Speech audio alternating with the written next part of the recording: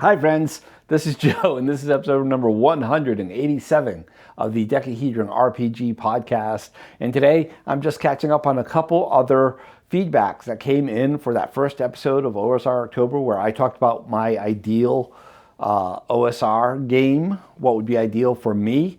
And I'm going to apologize to BJ Boyd right off the top because he sent this to me early. And he sent it in on Discord, and when I was going through all the feedback, that one escaped me. So we're going to do that one. And we got another one from Martin. Martin is a new feedbacker. What's the term for that? A new feedbacker who is leaving me feedback through the Spotify interface for the podcast. And he's the first person to do that. And it's a way that I never thought to get feedback. Although when you put up a podcast on Spotify, every episode it says allow comments, and I say yes. And one day I looked and I had some comments from somebody, and it's this guy named Martin, and he's been really great. He's commenting on a lot of the episodes, and I really super duper appreciate it. So thank you, Martin. All my fellow anchorites out there, anchorite podcasters, if you're uploading on Spotify, take a look to see if you have any comments. So, because Martin's new, let's do him first. This is what Martin has to say. I like these ideas, though the 1d6 each weapon is a bit tougher pill to swallow. Thanks a lot for that feedback, Martin. And I know from a lot of your other comments that you're a big TNT fan, Tunnels and Trolls, and that's great, so am I. And so coming from a Tunnels and Trolls mindset, that 1d6 damage for every weapon is a bigger leap.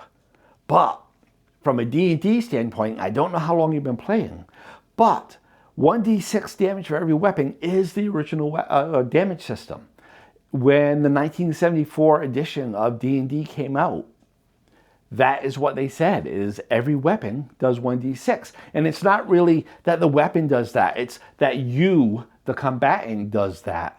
The weapon really doesn't make a difference because combat is abstracted as, well, a hit. What a hit means is, on average, did you do enough damage to take somebody down over an entire minute? And if you look at a combat round as being a minute long and not a single swipe, a knife works just as easily as a sword. Give me a full minute to stab somebody, they're going down. You know what I mean? And yeah, so that was in there in the 1974. In 1977, Holmes Edition came out. It was the same thing. Although Holmes Edition, they said that your lighter weapon could actually strike twice. So your dagger, so you actually had a better chance of fighting with a dagger than you did a sword, which is weird. BX, Cook, and what's the other guy? M. His name begins with M. It's not Messner because I always confuse them. Anyway, in the BX edition, it's 1d6, and Beck Me, that's Menser, it's 1d6, although I think there is an optional rule for weapon damage. I think, if I'm going by memory right there. Anyway, so this is the tradition of the system. This is, let me put it to you this way. I think it's more freeing because let's say you want to play a roguish thief who fights with a dagger, because in your mind that's what a rogue would do. He would have this dagger. But the game system says that a dagger only does 1d4 and your sword is going to do 1d8. Well, then you're being penalized for being in that character's headspace. And it's all a matter of what you look for in a game, right? If you're very gamist and you want there to be tactical decisions, a sword costs more, but it does more damage, that makes sense. That's not what I look for in a game. What I look for in a game is being true to the character and having fun. And if you take all that off the equation, it doesn't make a difference what you use. Like James, my friend James, he's a guest a lot on here, right? He always likes using two weapons. But then you're like, is he trying to be a munchkin? But this way you don't have to worry about it, because one weapon, two weapons doesn't make any damage, because no matter what, a hit just means you do 1d6 of damage. And that opens up a whole lot for role play. Takes away from the gamey tactical stuff, opens up for role play. And for me, that is my style of play. But hey, that's me. You be you. You don't have to agree with me on everything. Thanks very much for the feedback. I'm sure I'll be doing more of your feedback in the upcoming episodes. Thanks again, and thanks for all your comments, Martin. The next comment we have is from BJ. And like I said, BJ left this right after I left the episode. And I was just waiting for October to be over, and then I was going to do the feedbacks. And when I did the episode last time, I was like, oh no, I forgot. So BJ is the host of the Arcane Alienist podcast. Great podcast. I suggest you give that a listen. He's also a member of the Anchorite APA. And the Anchorite APA is our Amateur Press Association. It's like an amateur magazine where every month, not every month, it's every 6 weeks right now. Every 6 weeks, you have to submit an article, and actually a zine. It's a little more than an article. It's almost like a mini magazine. And anyway, some poor schlub takes all those and puts them together and mails them out to everybody else.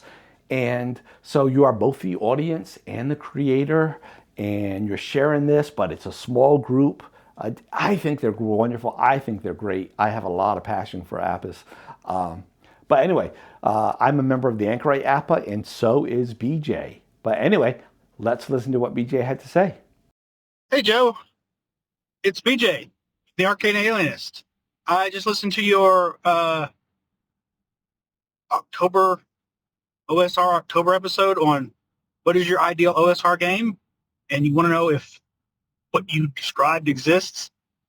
I don't think it's 100% there, but I actually think I might have designed it in part when I made my own little fantasy heartbreaker had some amalgamations from BX and Cairn and Knave, which are new SR games. But I think I hit the other than the races class, I think I hit the saves based on your ability scores and ascending armor class. I did do variable weapon damage, but I don't, that can always be adjusted. But yeah, I stuck with the, you get, wasn't quite like what you said, but it was D6 hit points. Really, there was no class. It was D6 hit points per level. But fighters are the only ones who can add their Constitution bonus to their to their hit dice at every level. So that encourages you to play a big, beefy, strapping character as a fighter. And if you're kind of a not very hardy, then you're not going to be very tough. So that's kind of how I handled that.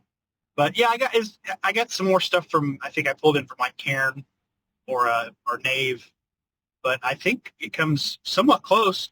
And you've sort of inspired me. I've been struggling with what am I going to share with the Anchorite now that I've finished my my write up, my little short story about Dolan. I might just start putting little parts of my fantasy heartbreaker game in for comment and see if people want to try them out, tell me how it works for them. So maybe that's what I'll share with the Anchorite going forward. Anyway, great episode. I'll talk to you later. Thanks for that feedback, BJ. You were talking about this all the time. I'm like, yeah, I want to see this. That sounds great. I want to see this. Okay, you differ with me in a few places, but that's okay. Some stuff can be hand-waved. I want to see this. And then you get to the end where you say, well, maybe I'll put this in the APA. Yes, put it in the APA, please. Please. Really, that's what I have to say. Thanks for that feedback, BJ, and I look forward to seeing that in the APA. And the rest of you, I think I just gave a sales pitch for the APA, so come on. If you want to know more, drop me a line, send it to the feedback line. Just say, this isn't feedback. I want to know about the APA. Or send it to Anchorite APA, APA is APA, AnchorateAPA@gmail.com. And the poor schlub that does all the central mailing. That will be his job. That's all I have for this time around. Do drop me a line if you want to. You can send email to feedback@dekahedron.com, just spell dekahedron with a K. You can call the feedback line, which is 562-774-2278. That's 562-RPG-CAST. If you like phone numbers that spell things, I do.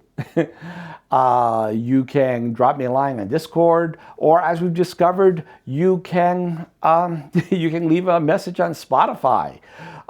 So like Martin does. So that's pretty awesome. Anyway, thanks again, Martin and BJ. Thank you all for watching and or listening. And until next time, happy gaming, happy life. Bye. You like old school games, so why not talk about them in an old school way with the Anchorite APA. An APA is an amateur press association. Every 6 weeks, you send in a zine filled with whatever inspires you. Play reports, rules ideas, reviews, anything. We compile it with everyone else's into one awesome collection, and you get it delivered straight to you. Physical mail in the US, PDF elsewhere. It's more than a publication. It's a community. Be part of a tradition that's tangible, creative, and fun. Visit sites.google.com/view/Anchorite. The Anchorite APA. Your next great adventure starts here.